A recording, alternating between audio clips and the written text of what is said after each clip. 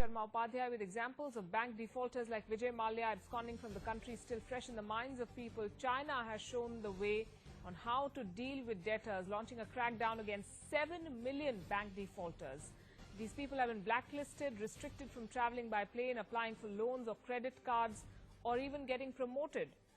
While a total number of 71,000 defaulters have been barred from serving as corporate representatives and executives, more than 550,000 loan and credit card applications from defaulters have been barred by the Industrial and Commercial Bank of China. The question we're asking this evening, can India do the same? While Indian defaulters fly away, Chinese defaulters are stranded. While Indian defaulters lead posh lives, Chinese defaulters are denied loans and jobs. While Mallya and company lead posh lives abroad, let's tell you how China deals with its own tax evaders. In a landmark judgment, it has barred 60 lakh loan defaulters from flights, loans, credit cards and even promotions. China taking exemplary action to ensure that big defaulters are not just not given credit but are cracked down upon to prevent such defaults from taking place in the future. The question is, can Chinese methods be implemented in a thriving democracy such as India? It can be done in China, but whether it will be done in India is something which I think the courts have to finally decide. But some opposition parties say that the government simply doesn't have the political will. I think somehow this government lacks the political will, lacks the kind of confidence it should have in going after these kind of defaulters. After China, will India now squeeze its looters? With Madhav Gopalakrishnan, Bureau Report, News X. Joining us this evening, Bejon Mishra is a consumer policy expert with me in the Noida studio. We are also being joined by Jaiveer Shergill, spokesperson of the Congress Party. We'll have Narendra Taneja of the BJP soon enough, and Ainar Tangen, political commentator, joining us through Skype from Beijing. Good evening to everyone. Mr. Mishra, to you first, can India do what China did? Well, that's what I was just going to start off saying, that India is not China and China is not India. So both are different. And what we have to understand that what China did, of course they can do it very comfortably. And if India wants to do a similar kind of a regulation or a law to be brought into our country, firstly the parliamentarians have to first agree to that. And whether the parliamentarians will agree to that or not, that is the biggest question. Because I think India can do and India should do. I mean, how can you allow people to plunder taxpayers' money and not be able to return them while they are having a lavish time? You see, the issue is business can go wrong at times. I'm not saying that all the businesses prosper and flourish and they are able to pay back. But what we need to understand is there are habitual defaulters, willful defaulters who make money but they do not want to give it back to the bank. That is where they have to come down very heavily, you know. And I saw you giving example of Vijay Mallya and others in terms of how they got away. And they could get away only because the politicians, the policy makers, they are not keen. They don't want this to happen because they all connive. So what you have to understand is we have to come above that. We have to encourage to have a law which is very stringent, which is very deterrent, and does not allow, and name and shame. You see, today, how can you not name those people publicly who have taken crores of rupees from the banks and are not willing to return them while they're all having a lavish time? They're having a private jet, they're having a villa, they're having lot of luxuries in life, but it's all in Benami names. And I had heard somewhere that the government is thinking of now attacking the Benami properties and Benami investments like they did in terms of demonetization. Now I do not know what will be the outcome and how the political system would take it, and how political will emerge out of example set by China. But of course, as I said, China can do it very easily. There won't be any problem, because they don't have democracy, so it can work there. But here in India, there are a number of dimensions, number of issues we need to understand, but it can be done. Let me put it very candidly, it can be done in India like what China has done. Okay, Jaiveer Shergill, you're a representative of a political party. You're also a lawyer. So I want you to answer what I'm asking you in two parts. A, is there the political will to take action like this? And B, in a country like India, it's not China, as Mr. Mishra just said, is it possible to implement something like this?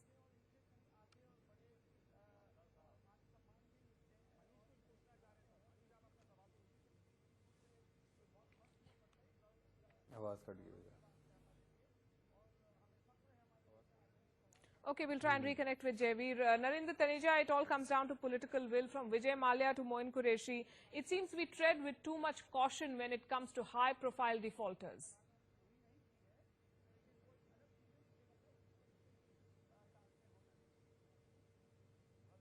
Right, this is a question for Narendra Taneja. Okay, I'm told that we've lost the link with both of them. We'll try and fix that. So let me come back to you then, Mr. Mishra. You believe in principle it's possible. Do you see the political will on either side of the political divide? You see, that's what, I don't see the political will in going ahead to make it very strong in terms of repayments, to ensure that people who are leading a lavish life, their property gets impounded and we recover the money. The law should become very friendly in the sense that you should be able to recover on a fast track basis so that it doesn't take years together. So I am sure judiciary will one day give a directive to the government in the right perspective and make the lawmakers understand the value and the need for such a law in our country, because we are suffering due to bad debts which is going on for years together, and it all reflects in terms of accessibility and making products affordable. So all this kind of indisciplined way of physical activity would lead to an economy which will not be seen in terms of the development mode which the government had suggested. So I am just waiting to hear how the Benami properties will get now attached, how all these people would ensure that who have run away with the money comes back. You see, the challenge is bringing the money back. So how do you build a law which is so stringent and so efficient and effective that you are able to recover out of the existing properties of even other family members who are linked? Let's get Jaiveer to answer. Jaiveer, when we lost the link with you, I was asking you a question in two parts. Is there the political will, and is it possible, practically possible in a country like India to implement something like this? I got that.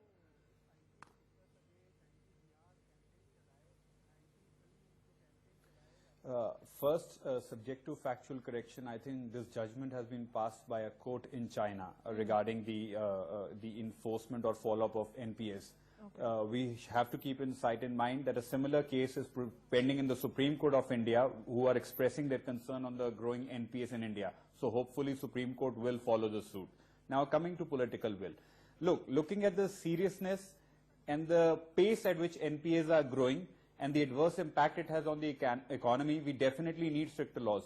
135% increase in bad loans in the past 2 years, 54.6% increase in NPAs, with Indian Overseas Bank leading the race at 22.6% of the GNPA, which is the gross non-performing asset ratio. So, Palki, being a lawyer, tell me, there is no dearth of laws in India to prevent willful defaulters for taking law for a ride. We have the SARFAESI Act, we have the Prevention of Money Laundering Act, we have stricter income tax law. Problem is that the banks wake up too late after the ship has sunk. Now, if you find that the small borrowers, banks are very effective in recovering loans from borrower. Let's say you and me take a car loan and we've defaulted in one EMI, we'll be hounded, we'll be in CIBIL, we'll be blacklisted, we won't be given credited. But banks are always lenient and extend a courtesy branch to large borrowers and keep on refinancing them for a hope for a better future which never turns up. Now, India has 4 major schemes to prevent NPA which are not working. CDR, you have S4A, you have SDR, you have ARC, but none of them are working because the timely execution, implementation and follow-up of the banking system is lacking, and the ship is sailing before it's too late. Now you talk about economy. Now, Palki, the spokesperson before me is right. We have to segregate willful and non-willful defaulters. Now, I was reading after demonetization, there is a surge on non-payment of loans because the cycle of demand supply has been broken, the chain has broken. You can't treat them with the same harsh law. Lastly, I am very hopeful, Supreme Court, the matter they are dealing with growing number of NPS, they will issue further guidelines which will assist the existing laws, but if they are not implemented timely by the institutions, then it's just a toothless exercise which it has been for many years. Right. Narendra Taneja, Jaiveer Shergill just spoke about how big borrowers are dealt with leniently. And some would say that's because they have the kind of political backing, they have that kind of muscle. Moin Qureshi tells customs officials, tells immigration officials that I have a court order, see, and he flies to Dubai. You and I cannot do that, at least I cannot do that. And that is a part of the problem. The political backing that some of these defaulters have, the connections that they have, make them more powerful than they should be.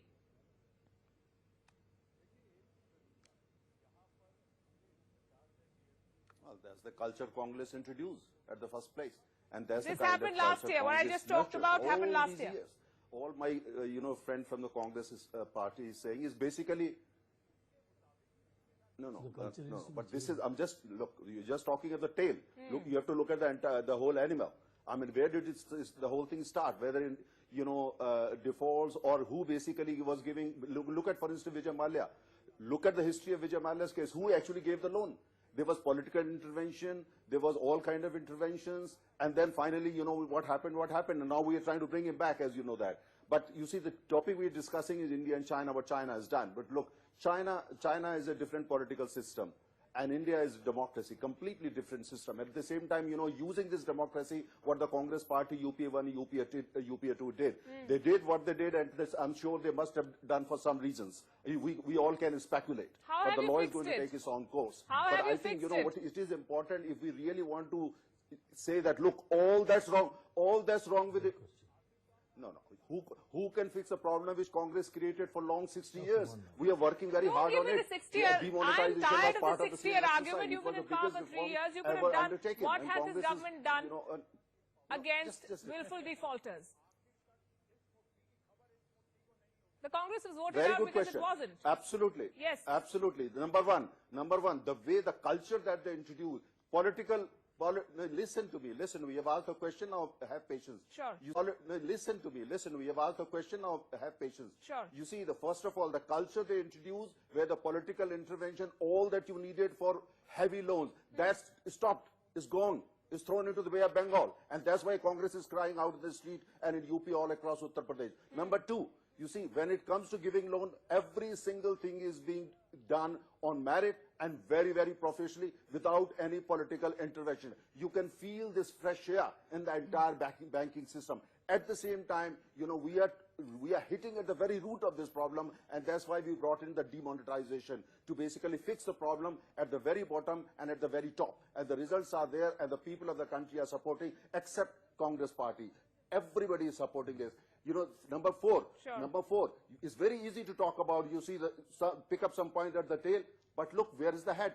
Head is basically, in the territory, what is known as the UPA rule, UPA 1 and UPA 2, and of course before that. So of course you can always argue that why are we talking of the past 60 years? But look, for economic, unlike other issues, in economics is like health. If you really play havoc with it, you play politics with it, you play with it, then it takes long time to repair it. Okay. But we are very lucky, and Indian people are responding to it. We have managed to fix the problem to a very large extent. Wait for some time. By 2019, we'll fix this problem, put all these people in jail, Sure. and whatever we need to do, we will do it. And let Congress complain, let Congress protest. They are protesting because they are feeling the pinch. They are hurt somewhere. The culture they introduce Sitting in Delhi, we're talking about fresh air. Doesn't get more ironic than that, and I can't wrap my head around that one. But Jaiveer, you wanted to make a point. Well, in India, Okay, let him talk now, sir. This is a churlish reaction. If we reduce this problem to Congress versus BJP and head versus tail, then we might as well have a tail between our legs and run away. Now the issue is this, Palki, the lack of enforcement of laws which we have by execution agencies. Now, it's a bitter truth whether he likes it or he doesn't like it. I am involved in the litigation. 135% is the increase in bad laws in past 2 years. Now, either they can keep blaming Congress for it and come out with solutions. But they will shy away because they were in political mudslinging. Now, let me ask the question. How are you improving SARFAESI Act? How are you ensuring that the PSU banks, where NPA ratio is 22.0%, is doing a close-up monitoring of non-payments or non-timely payments? Are there any reforms? You spoke about this. Last budget was supposed to strengthen the the asset management structure. What has been done with that? Let's move away from the rhetoric, move away from the baggage. Supreme Court is seized. Give us solutions. How will you arrest or how will you prevent this sinking ship? Otherwise, you and me can keep on spitting each other by saying, oh, Congress did this, BJP. Problem is, sir, the loan was 2,81,643 crores. Today, 6,81,000 crore in the past 2 years. Mr. Taneja.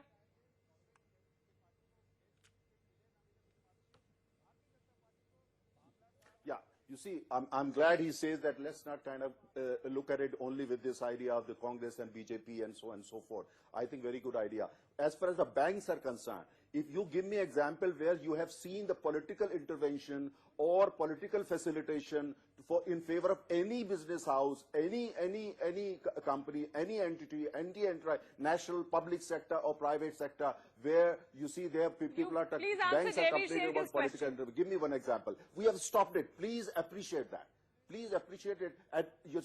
Please appreciate that. We stopped it. You stopped it. It became a monster when you were in power, and we have completely eliminated it. Please be fair. Please be fair and appreciate it. You've not answered the question, sir. If you have any example to the contrary, please tell us. The figures don't say that. Yes, I have an example. When we left the economy, you were at 2,81,000 crores. That figure was supposed to come back to 1 lakh crores. Today it's at 6 lakh crores. I am sorry, sir. Which mathematics are you living at? We are up by 4 lakh crore. My dear friend, I'm living in the mathematics. I'm living in the mathematics. You introduced. We are basically trying to rework it. Please appreciate all that you are seeing in terms of clouds. All that you are seeing in terms of clouds. You created it. We are dealing with it. We are handling it. My dear, look at these are the loans. These are the things which you were initiated all at well, you are handling very bad then. It's economics, my dear well, friend. You are handling some of our UPs are also economists. They would understand these things. Coming to China. Because in North India, in the past 2 years, 24,000 factories have shut. So well, you are not able. You are not able to come out any argument. MSMEs exist in this nation, you see, out of which 30% are on the verge of lockdown because of demonetization. If we go by the Chinese example, figures. Large number of people you gave loan to, they should be in Tihar jail. If we go by the Chinese example, lot of these people you gave loans to, your favorite, they should be in jail. Why don't you do it? You are in power now. Scams, Mr. Taneja, why don't you do it? So let's not talk about it. Those who live in glass houses, they don't do that. Mr. Taneja, why doesn't the current government do it, sir? Well, precisely, very good question. What we are trying to do is to first fix the problem. At the same time, we are doing it. Just wait for some time. We are doing it so systematically. We have done it in the case of chopper scandal of Indian Air Force. We are doing it in a number of other cases.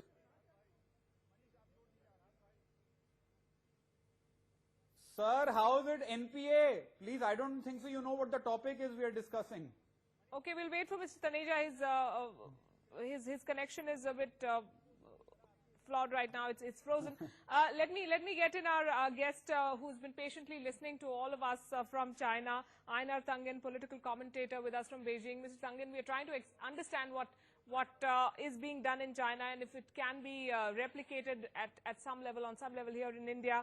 Help us understand what kind of impact has the blacklisting of defaulters is it expected to have in China when you talk about recovering?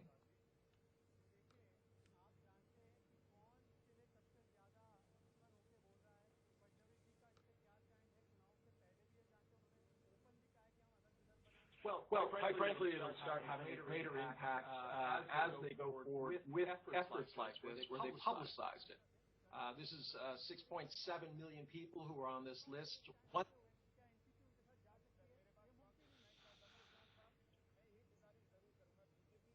I'm getting.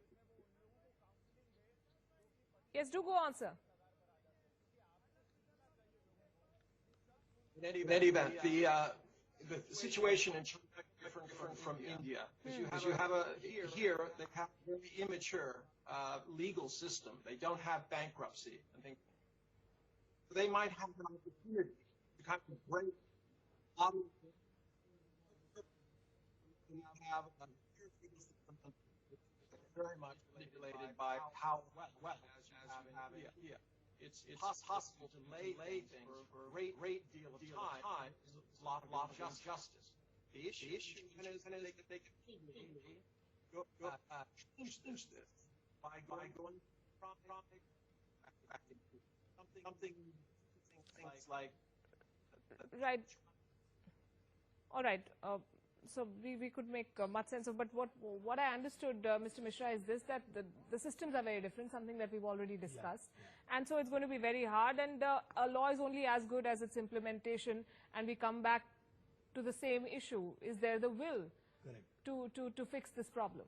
No, I would be very happy to hear from the present government that they have taken certain steps, and they're moving towards to ensure that people who are willful defaulters are taken up very seriously, and they're taken to task, whether it was done during UPA regime or it was done 10 years back. That's not the issue. The issue is if the NPAs are going up, there can be only two reasons.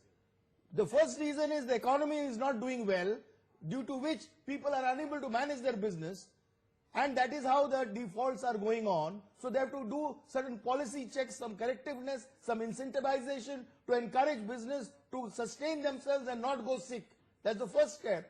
And the second step is people who are wealthy, who are well-to-do, who have number of assets in their name, who have all the luxuries, and still they are not paying back to the bank on time. That is the target group which we as citizens want to look at. And what is the present government doing in that direction? So the laws need to be changed. You can change a law, you can bring in an ordinance, you can take the bankers to task. You see, today, we have seen these Ponzi companies flourishing in our country. How? How do these Ponzi companies flourish in our country? Because the bankers connive, and it has happened as recent as few months back. So you have to ensure that the bankers are taken to. No banker ever takes a chance to give loans to people who are willful defaulters, who intentionally do not want to pay, because that background check is there. Everybody knows who is what kind of a businessman, how ethical they are. Everybody knows that. But they all connive with the unethical business people. And that is the reason why we citizens do not find the change. We want to see strong action by this government, not keep blaming the previous government. For heaven's sake, take action. If they have done something wrong, punish them also. Punish those guys, who give, wrong kind of, like you have chased in the Vijay Mallya case. So many people, you have questioned them. Now we want to see that they don't get a bail. They get punished. They come on the fast track. There is a loud message going from the present government that, look, you can't get away doing all these kind of rubbish things with our economy, with public money. And make sure that the person who has run away, he comes back. Make sure that we punish people. Now, these are the signals we are waiting to hear. Right. Too bad we're not feeling the fresh air that Mr. Taneja is talking about. But I'm out of time here, so thanks very much, Jaiveer Shergill, Narendra Taneja, Ainar Tangan, and Bijon Mishra. Thank you for joining us here on Insight. Thanks for watching.